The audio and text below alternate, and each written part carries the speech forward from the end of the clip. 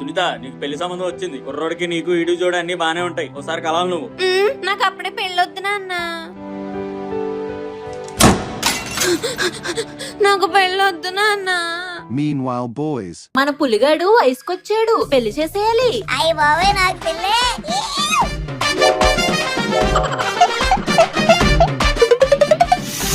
ఒరే పండు, మన స్కూల్ ఫ్రెండ్స్ అందరికి వాట్సాప్ గ్రూప్ లో మెసేజ్ పెట్టాను, నాకు పెళ్లి ఫిక్స్ అయిపోయిందని. నువ్వు బస్ చేసుకున్నావు అన్న వేసుకొని వచ్చాయి.